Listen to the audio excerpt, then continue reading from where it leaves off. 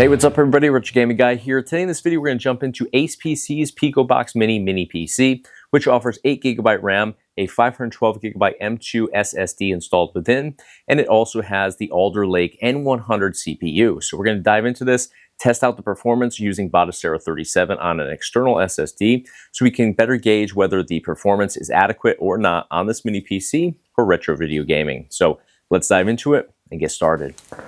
All right, guys, here we've got this ACEPC. This is the Picobox Mini PC with 8GB DDR4 RAM, as well as a 512GB M2 SSD installed within the mini PC, and it uses an Alder Lake N100 CPU. So we're going to unbox this, take a look at the mini PC here. So we do have a little user manual here, which I want to thumb through really quickly. And I am familiar with the ACEPC. They are very thorough, so it looks like we do have good information as to how to connect, how to get everything up and running, and it does come in a bunch of different languages on here. So it does seem to be quite thorough, which is always a good thing, especially if it's your first time using a mini PC. So here is the mini PC itself here, and it does seem to be quite mini. Sometimes, believe it or not, they aren't always as small as you would think. I saw a mini PC the other day that looked like it was almost the same size as a full-scale desktop PC. So let's open this up before we actually take a look at the mini PC itself, just to see what is included with this. Looks like some mounting screws coming out first. Mounting bracket. Love when they include mounting brackets. Not always the case. I was just reviewing one the other day that didn't come with one. So let's see. We've got our power adapter. Excellent.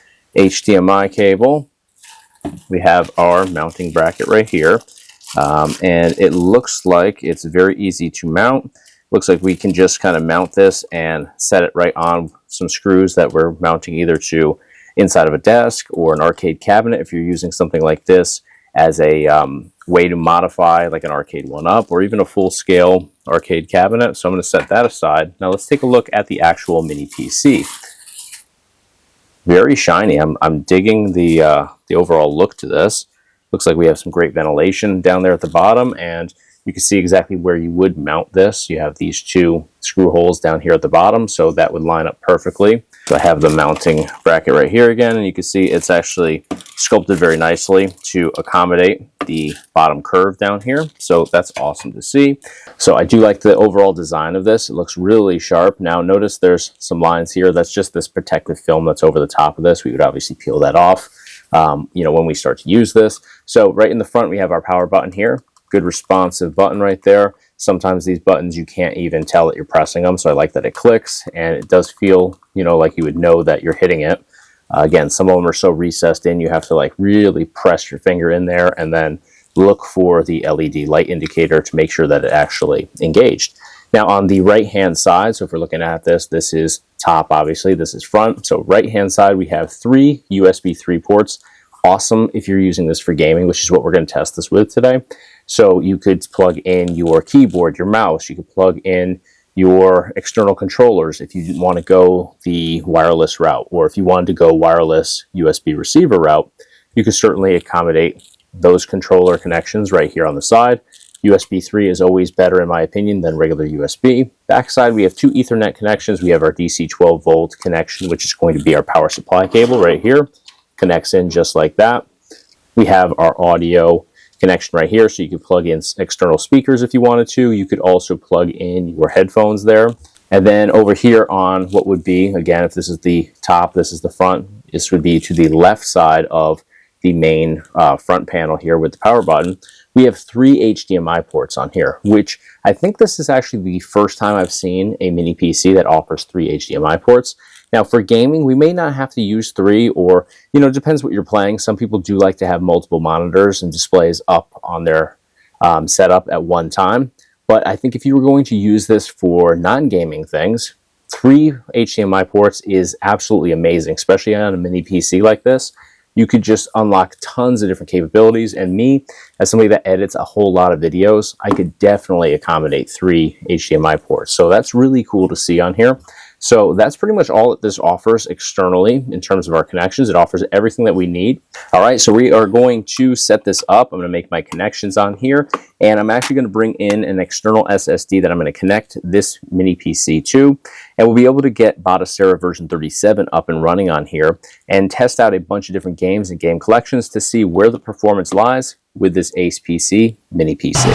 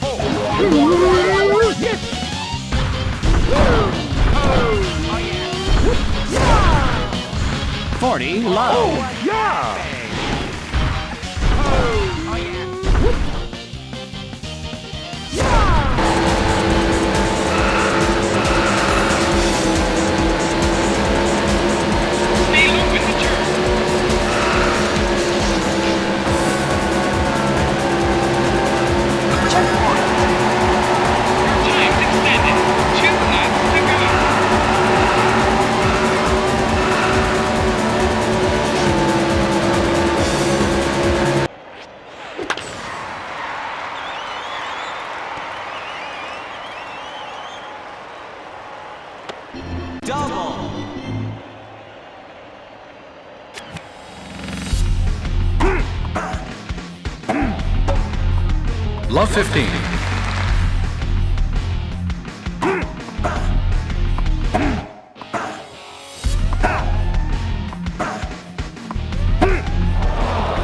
All.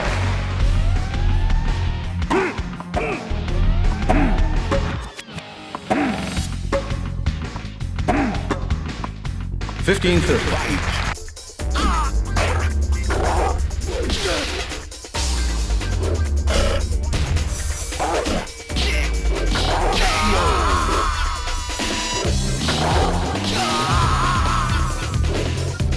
You win.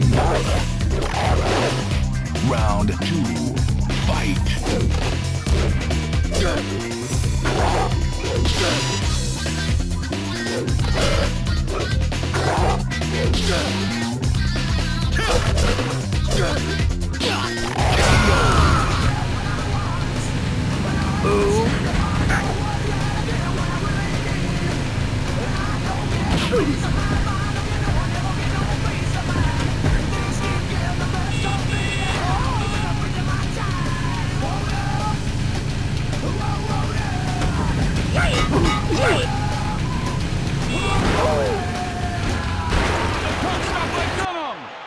He passes the puck to Bure. Moved up. Goal! Holik with the first goal! Oh, this is just a tremendous shot, Jim. Look, he steps into it and gets all of it. Just hammered it by the goalie. Great shot, great goal. Played back. Scored number 68. Bobby Holy. Plays it through center. Assisted. Yes, it's in!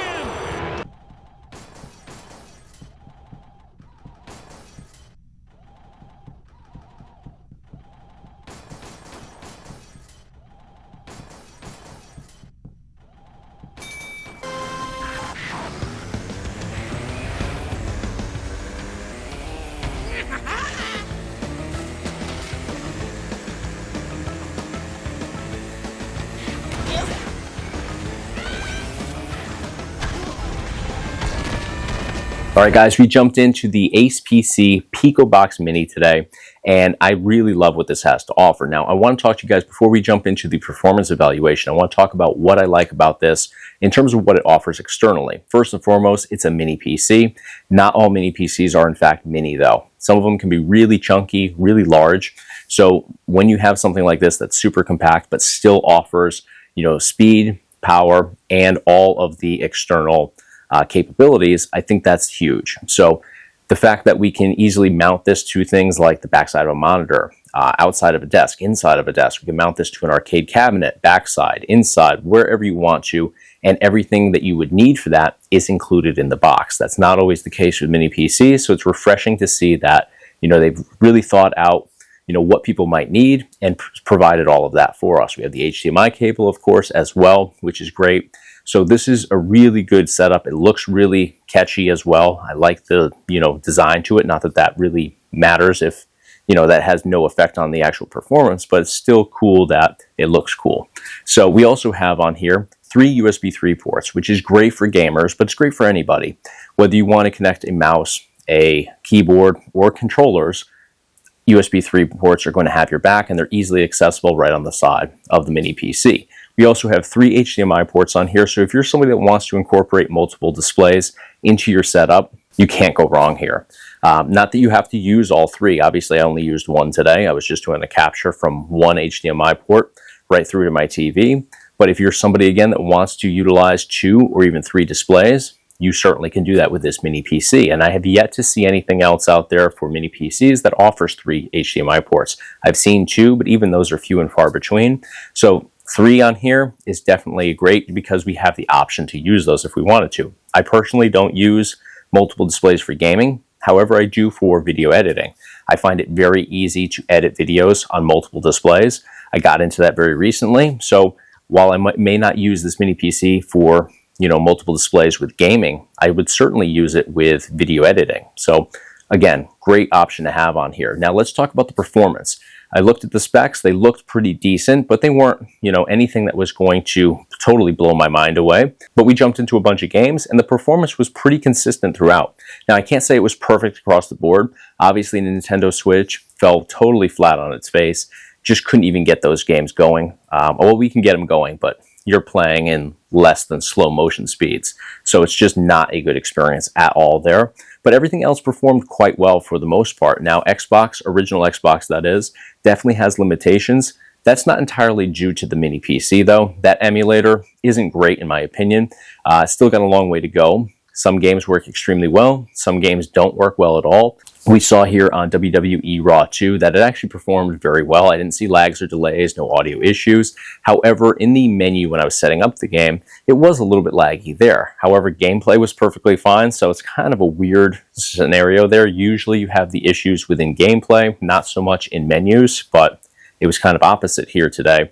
But hey, we're here to game, not to scroll menus. So, if it works in games, I'm all about it. And it did work very well. I had a couple matches in that game, and it was a good experience. So Xbox is going to be, a little bit dicey there, just again because of the emulator. And sure, there are some shortcomings with the actual mini PC in some areas as well.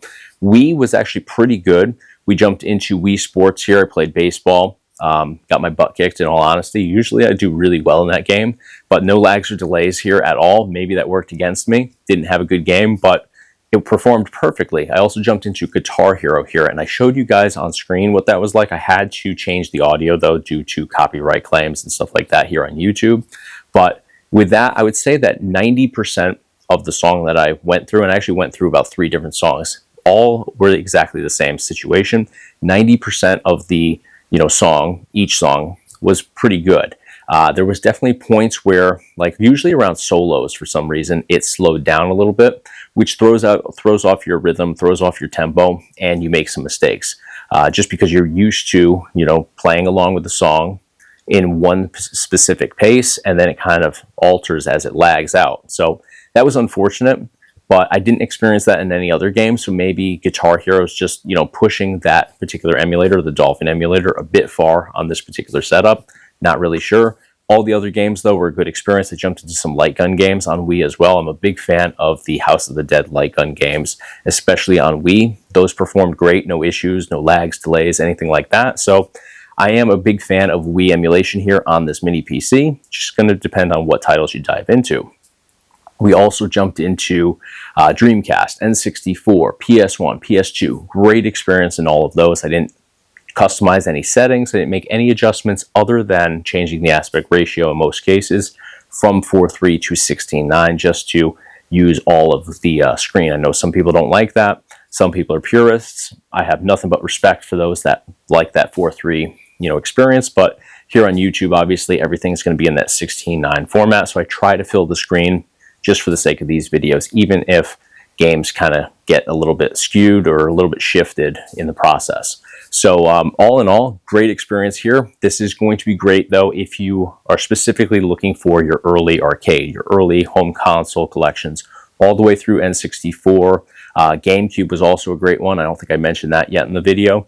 Awesome experience with GameCube. No shortcomings or lags or audio issues whatsoever there. So that was really, a major plus because I'm a big GameCube fan as well. So Wii U, also great experience there. So if you're looking for anything pretty much up to Nintendo Switch and then Xbox, like I said, a little bit dicey, this is definitely a great option for you. So I'm going to put a link in the description of this video. I'll also put one right here on your screen.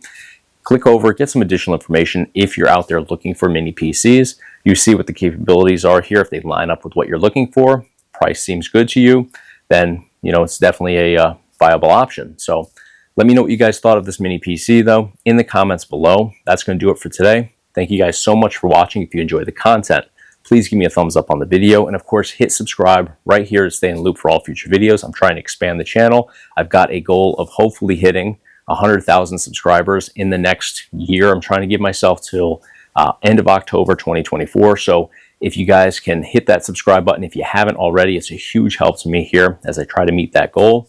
But thank you guys for the support. I'll see you in the next video.